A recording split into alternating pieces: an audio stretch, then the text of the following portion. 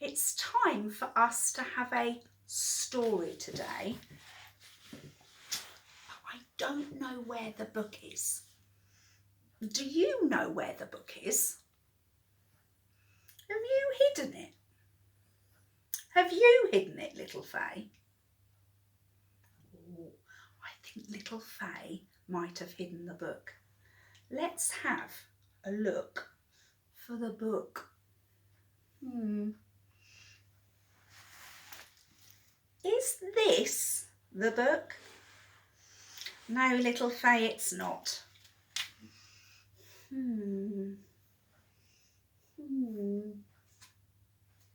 Is this the book?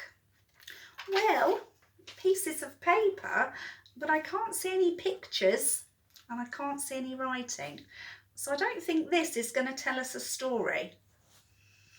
I wonder, you often sit over here, don't you, next to me. I wonder if she's hidden the book under the cushion. Shall we take a look at the cushion? I bet you have. Oh, I think you have. There it is. Thank you. Now, today's story is called Mrs. Armitage and the Big Wave. So, little Faye, you can sit on your cushion, but not hiding under it. And you can hear me tell everyone the story of Mrs. Armitage and the Big Wave. Now, I'll let you into a little secret. I have 1, 2, 3, 4, 5 children. 5. And I used to read this story to them a lot. And there is a girl in this story who has the same name as my biggest girl, Miranda. So listen carefully and see if you can hear the name Miranda. It might not come until nearly the end. Mrs. Armitage and the Big Wave. Can you see? Mrs. Armitage was on her way to the beach. Now, we can't go to the beach at the moment, but it is a lovely place to be, and I'm sure it won't be too much longer before we can go to the beach. But anyway, back to the story. She was wearing her surfing kit and she carried her surfboard under her arm. Breakspear, the dog, ran alongside. Now, some of you might have dogs as pets. I don't have a dog. When they got to the beach, they walked across the sand and into the water. What we have to do, Breakspear, said Miss Armitage, is to swim out to sea and wait for a big wave. That's what they've got to do. But while they were waiting for the big wave, Mrs. Armitage could see that Breakspear's little legs were getting tired.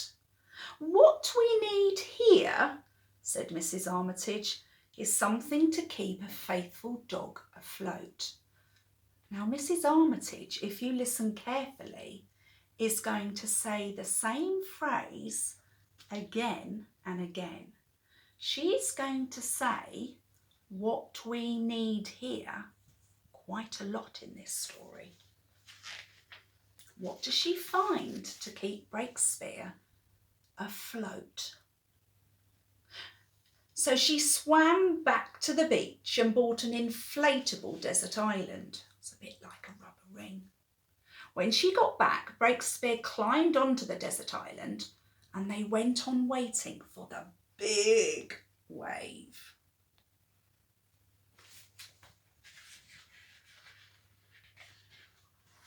But it was a hot, hot day, and soon Mrs. Armitage was sweating and Breakspear's tongue was hanging out. What we need here, said Mrs. Armitage, is something to protect us from the sun's powerful rays. What do we wear when it's very hot and sunny outside? Do you know? So she swam off and came back with a cap with a yellow plastic brim for herself and an umbrella with pink spots for Breakspear, and they went on waiting for the big wave. So that will keep Breakspear cool in the shade, and it's always a good idea to wear a hat when it's very sunny.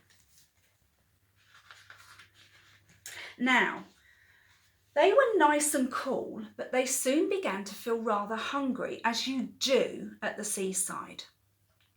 What we need here, said Mrs. Armitage, is a selection of light snacks to keep us going. So she swam off and got a plastic duck and an empty box and tied them together with string, and she filled them with tasty items. When she got back, Mrs. Armitage ate an avocado burger and Breakspear had some crunchy dog biscuits, and they went on waiting for the big wave. There they are, eating their snacks. I wonder what you would eat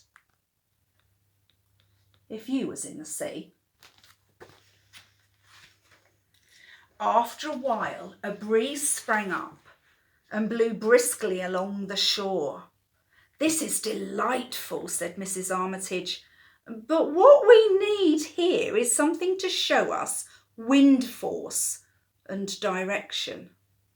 And she swam off and came back with a wind stocking and a line of bunting, and she fixed them so that they blew in the breeze, and Mrs. Armitage and Breakspear went on waiting for the big wave.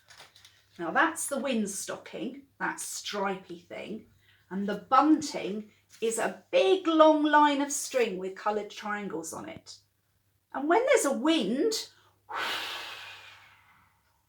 it is windy, those things will blow and move in the wind. A windsurfer passed them at high speed. "Hi there, gorgeous," he shouted. "What we need here," said Mrs. Armitage, "is something we can hail fellow sportsmen with." So she wants something that will make her voice louder. Can you think of anything that would make your voice louder? Maybe if you put your hands around your mouth, you can make a big voice. And the sound you make when you talk will travel further. But what Mrs. Armitage used was a megaphone, a red megaphone.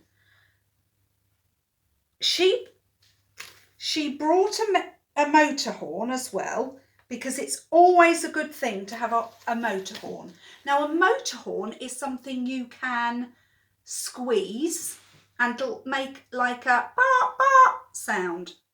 When I was a very little girl, much smaller than little Faye, I had like a motor horn. I called it a hooter, and it went on my tricycle, and every time I squeezed it, it went pop, pop. Then she gave a few shouts and hoots, and they went on waiting for the big wave. They've spent a long time in the sea.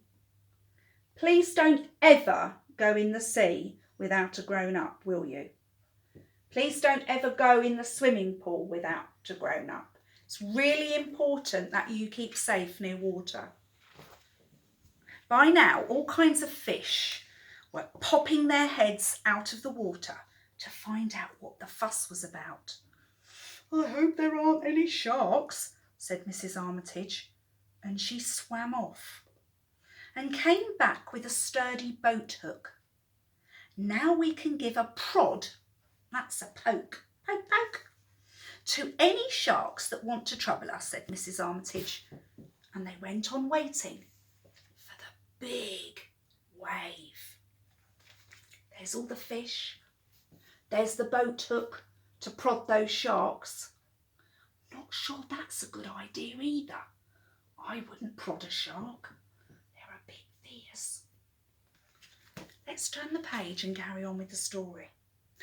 And then, after all that waiting, the big wave came. That's a very big wave.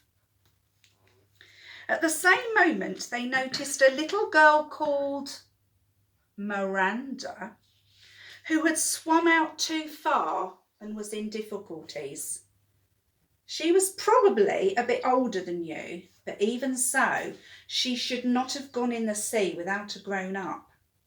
And now she's finding it hard to swim back. Uh-oh. What's going to happen? Pa-ha-hee-ha-hee-ha, went Mrs. Armitage on the motor horn. She hooked up Miranda with the boat hook, and on they went. Oh, well done, Mrs. Armitage. Please give her a clap. She has been so clever and rescued Miranda out of the sea. Shall we give Mrs. Armitage a clap? Well done. And well done to the dog. Can you remember what his name was? It's quite an unusual name. Breakspear. Let's give Breakspear a clap. I'm glad it's got a happy ending. They did a California slither, a barley swerve, and a Waikiki flip-flop. I think that means they did lots of turns. And they arrived on the beach just in front of Miranda's parents.